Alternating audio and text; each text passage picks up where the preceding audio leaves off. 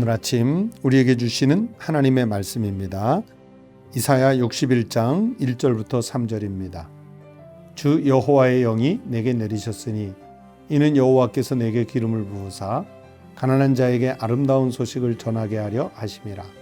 나를 보내사 마음이 상한 자를 고치며 포로된 자에게 자유를, 갇힌 자에게 노임을 선포하며 여호와의 은혜의 해와 우리 하나님의 보복의 날을 선포하여 모든 슬픈 자를 위로하되 무릇 시온에서 슬퍼하는 자에게 화관을 주어 그 죄를 대신하며 기쁨의 기름으로 그 슬픔을 대신하며 찬송의 옷으로 그 근심을 대신하시고 그들이 의의 나무 곧 여호와께서 심으신 그 영광을 나타낼 자라 일컬음을 받게 하려 하심이라. 오늘 아침 우리에게 주신 하나님의 말씀입니다. 성도 여러분, 하나님께서 지난 한 주간 정말 위험한 세상 속에서도 우리를 지켜주신 줄로 믿습니다. 보호해 주신 줄로 믿습니다. 그 은혜에 감사하면서 하루를 사시고 또 평생을 살아가는 우리 믿음의 성도들이 꼭 되시기를 바랍니다. 그리고 저는 목회자로서 토요일 아침이 되면 제일 큰 걱정은 내일 거룩한 주일인데 우리가 온전히 예배를 잘 드릴 수 있을까? 또 다른 어려운 일은 생기지 않을까? 그런 염려를 하고 있습니다. 여러분, 우리가 함께 모여서 예배를 드리지 못하고 온라인으로 예배를 드리는 형편이지만 그래도 우리 성도들이 거처하는 곳에서 예배하는 그곳이 바로 거룩한 성전이 돼서 신령과 진정으로 다 예배할 수 있는 축복이 일어나기를 축원합니다. 거룩한 예배자로 오늘 하루를 살고 평생을 살아가실 수 있기를 바랍니다. 여러분, 오늘은 이사야 61장을 읽는 날인데 여기 61장은 메시아의 구속 사역을 통해서 시온의 영광스러운 일들이 회복될 것이라는 것을 선포하는 말씀입니다. 그래서 예수님도 여기 이사야 61장 특히 1절부터 3절의 말씀을 자신의 공생의 사역에서 그리스도의 사명으로 자주 말씀을 해 주셨습니다. 오늘 아침 읽은 1절부터 3절 말씀은 바로 여호와의 종, 즉 메시아의 그리스도의 사명을 말씀합니다. 여기 이 짧은 말씀 속에 주님의 종의 사명이 무엇인지 많은 내용이 나오지요. 첫 번째는 가난한 자에게 아름다운 소식을 전하는 것. 두 번째는 마음이 상한 자를 고치는 것. 세 번째는 포로된 자에게 자유를 주시는 것. 네 번째는 갇힌 자에게 노임을 전파하는 것. 다섯 번째는 슬픔이나 근심에 빠진 사람에게 위로와 기쁨을 주는 것들이라고 말씀해 주셨습니다.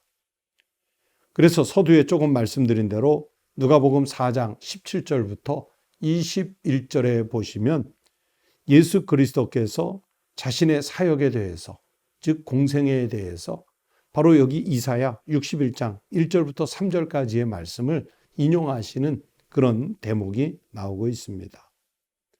결국 여기 이사야 61장 1절부터 3절의 이 말씀은 메시아의 삶, 그리스도가 이 땅에 오셔서 어떤 삶을 살아가실 것인지를 말씀을 주신 것인데 이것을 조금 더 확장해서 보게 된다면 이런 삶은 결국 우리 그리스도인들이 추구할 삶의 내용입니다. 그래서 예수 그리스도가 오셔서 그렇게 사시는 것처럼 우리는 어떤 형편에서든지 가난한 자가 있으면 그에게 아름다운 소식을 전하고 마음이 상한 자나 슬픔이나 근심에 빠진 사람이 있으면 위로와 기쁨을 주는 삶, 그 상한 마음을 고쳐주는 삶을 택해야 합니다.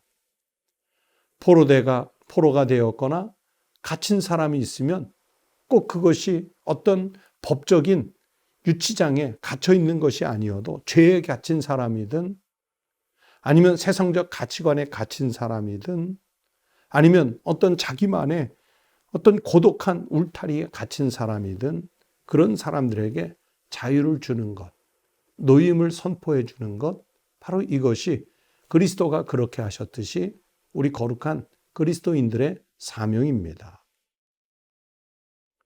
우리 사랑하는 성도들이 살아가는 모든 삶의 자리에서 바로 이 사명을 이루는 삶을 살아가는 축복의 통로, 생명의 통로와 같은 삶을 살게 되시기를 축원합니다. 그리고 이어서 4절부터 11절까지는 여호와의 종, 즉 그리스도 메시아의 사역이 어떤 결과를 내는지 가르쳐 주시는 말씀입니다. 첫 번째 4절부터 9절에 보면 여호와의 종의 사역으로 인해 시온의 영광이 회복될 것이라는 것을 말씀해 주십니다. 그리스도가 오시기 전에 죄악으로 인해서 이스라엘 백성들이 하나님과의 관계가 단절되었다고 이사야 속에서 여러 번 말씀했죠.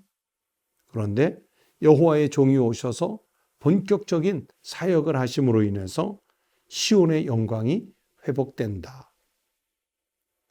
또 두 번째는 10절부터 11절 회복된 그 시온이 부르는 아주 감격적인 찬양의 장면이 있습니다. 시온의 영광이 회복된다고 말씀을 드렸는데 그것은 바로 그 시온에 들어온 모든 하나님의 백성들이 그 회복된 시온에서 하나님께 영광을 드러내는 것이지요. 아주 감격적인 찬양의 장면입니다. 결국 이러한 말씀들은 하나같이 예수 그리스도의 구속사역을 통해서 영광스러운 교회, 하나님 나라를 건설하시려고 하시는 것이고요. 그리고 교회에 속한 모든 성도들의 축복된 상태를 예언하는 말씀이라고 해석할 수 있습니다.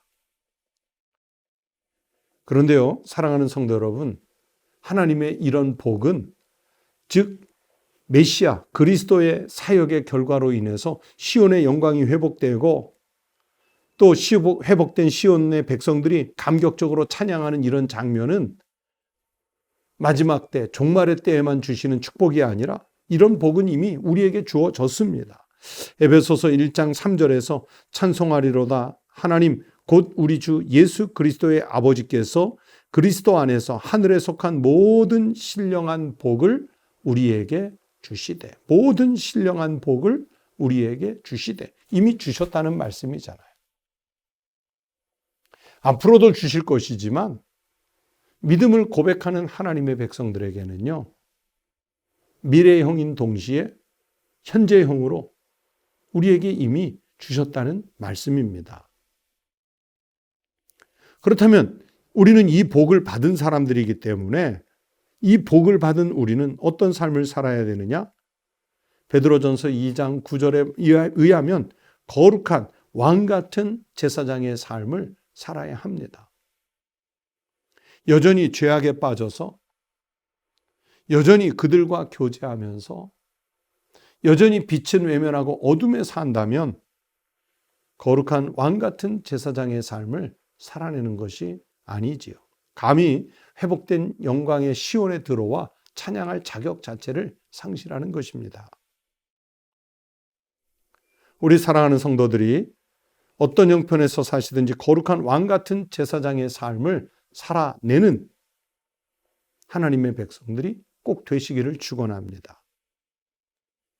그래서 이 복을 받은 우리는 두 번째, 믿지 않는 자들에게는 삶의 모범을 보여서 그리스도께로 그 영혼들을 인도해가는 중보자의 삶도 살아날 수 있어야 합니다.